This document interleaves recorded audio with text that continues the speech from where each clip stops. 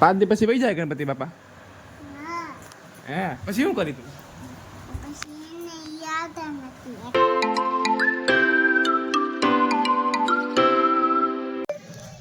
So hello મિત્રો, જય માતાજી, જય દ્વારકાધીશ. મારું નામ છે વિકાસ અને સ્વાગત છે તમારું મારા યુટ્યુબ ચેનલમાં. તો અમે અત્યારે ઉઠીને જો ગણપતિ બાપાની આરતી કરી લીધી છે, તમે જોઈ શકો છો. આરતી તો કરી લીધી છે અત્યારે. હવે તમને એક વાત કહેવાની છે આજે મારે. તો મિત્રો, તમને ખબર છે કે મારું એક યુટ્યુબ ચેનલ છે બીજું, એમાં 1,80,000 સબસ્ક્રાઈબર છે.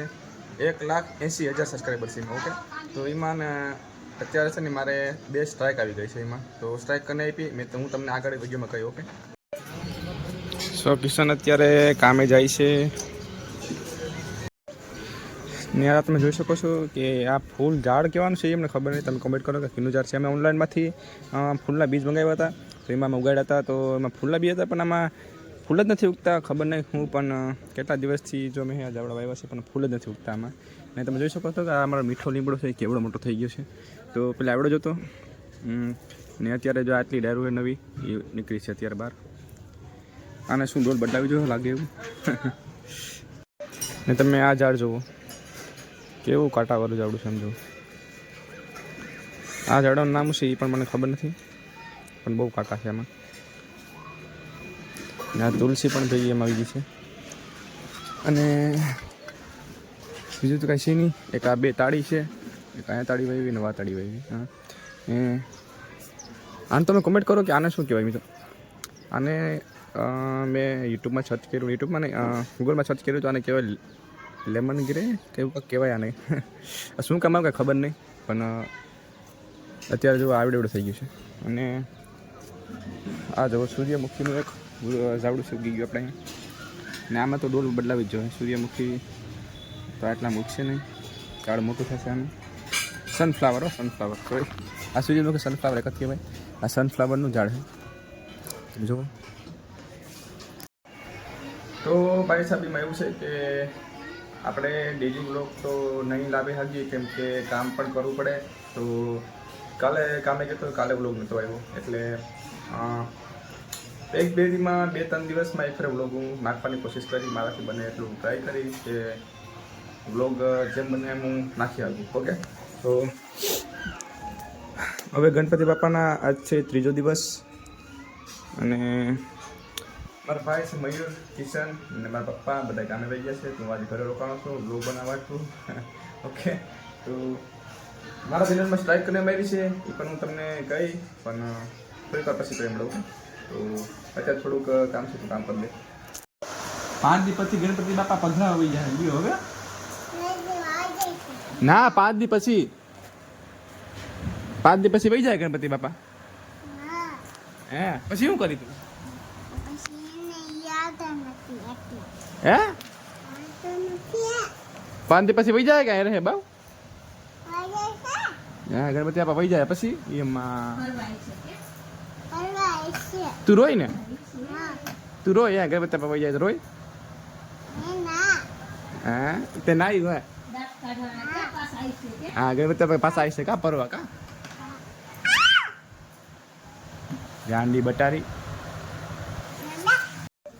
આયા કહો દીવામાં ઘી નાખી દે ગણપતિ બાપાને. આયા દીવામાં ઘી નાખી દે. ક્યાં ઘી પડ્યું? હાલો, ગણપતિ બાપાના દીવામાં ઘી નાખી દે. ધાગે છે ના, ધાગતું નથી. ઘી નાખું ને દીવામાં? હા, દીવામાં ઘી નાખું. એ દાદા આવ્યા. આ ખોલ, ખોલતા આવડે તને? ખોલ તો. હાલો, ઘી નાખી દો.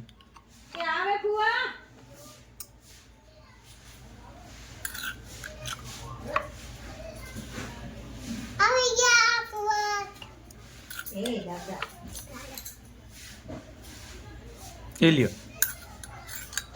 એ દીવો લઈ જાય.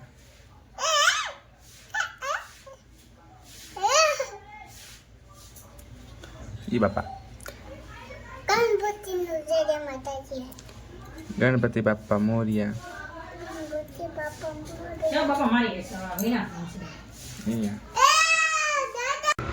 સો મિત્રો હું બપોરે ખાઈ પી કરીને સુઈ ગયો તો અત્યારે વાગ્યા છે ટાઈમ થયો છે 5 તો 5 વાગે અત્યારે હું અને તમે બધાને યાર ફાઇનલ તમને કહી દઉં કે મારા યુટ્યુબ ચેનલમાં સ્ટ્રાઇક કોને મારી છે અને કેટલા સ્ટ્રાઇક આવ્યા છે. ઓકે તો મિત્રો મારો ચેનલ છે એમાં તમને ખબર છે કે અત્યારે ખબર નથી તમને કહી દઉં કે મારા ચેનલમાં 1,80,79,000 સબસ્ક્રાઈબર છે એમાં. ઓકે 1,79,000 સબસ્ક્રાઈબર છે. તો એમાં મારે કાલે સ્ટ્રાઇક આવી તો કાલે નહીં મારે તો એની પહેલા પણ સ્ટ્રાઇક આવેલી હતી તો એક સ્ટ્રાઇક આવી હતી મને મારે એવું હતું કે એક સ્ટ્રાઇક આવી તો વાંધો નહીં કે વાંધો નહીં 2 સ્ટ્રાઇક આવે તો વાંધો નહીં તો ચેનલ ઉઠે.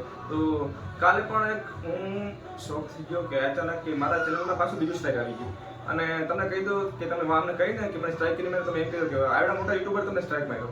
હા મિત્રો તો એમાં એવું છે કે એક યુટ્યુબર છે જેના અત્યારે યુટ્યુબમાં તો 11 થી 12 મિલિયન સબસ્ક્રાઈબર છે અને એનું નામ છે ચેતન ધ બેકબેન્ચર.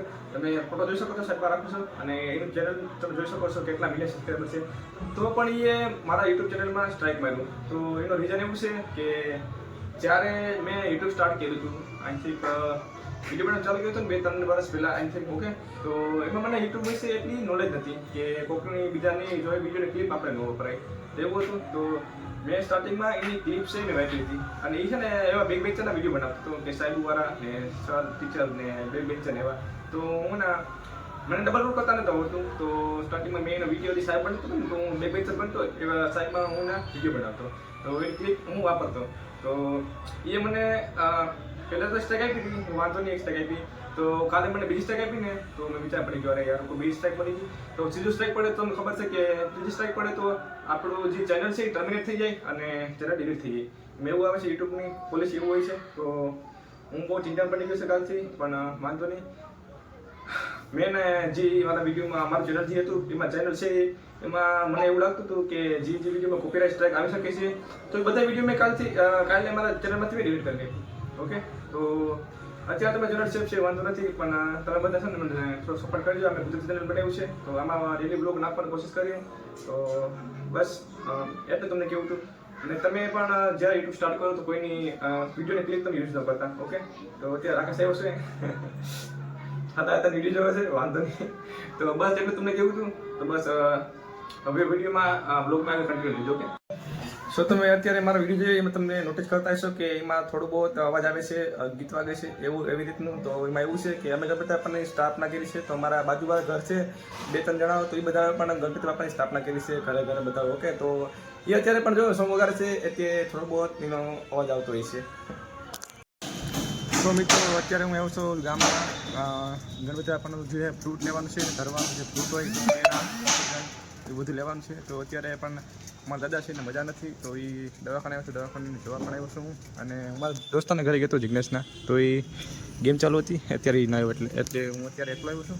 અને આ લોકો દાદા એટલે મારા દાદા છે ને જઈ આવી દવાખાનામાં પછી એટલે ભેગા આવો તો ભેગા લઈ જાઉં બધા ઘરે ભેગા લઈ જાઉં ને પેલા હું ફ્રૂટ લઈ આવું. કે પેલા મિત્રો અત્યારે હું દવાખાને ગયો તો મારા દાદાને તો આમ તો મજા તો છે ઠીકઠાક પણ શરદીનું ઉધરસ એવું હતું. અત્યારે હું જોવા ગયો તો 15માં મારા દાદા છે જ નહીં દવા લઈને વહી ગઈ. હવે હું પહેલાં ફ્રૂટ લેવું પછી ઘરે વહી જાઉં.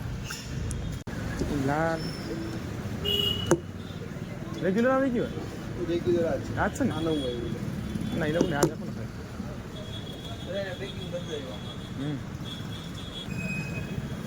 એકનો ફેસ વોશ કિશન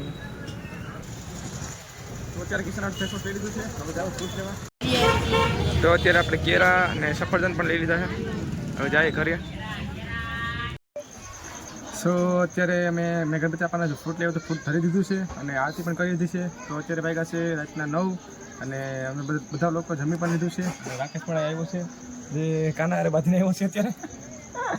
ઓકે અને તમને લોકોને વાત કહી દઉં કે તમે જ્યારે પણ યુટ્યુબ સ્ટાર્ટ કરો તો એટલી વાતનું ધ્યાન રાખજો કે કોઈ પણનો કોન્ટેન્ટ કોપી મતલબ વિડીયોની ક્લિપ કોઈ પણ યુઝ ના કરતા. ઓકે અને તમને પણ સ્ટ્રાઇક આવી શકે છે અને ગમે એવડો મતલબ ક્રિએટર હોય મોટો એની વ્યૂઝ ડાઉન થાય એટલે તમને બધાને સ્ટ્રાઇક મારશે.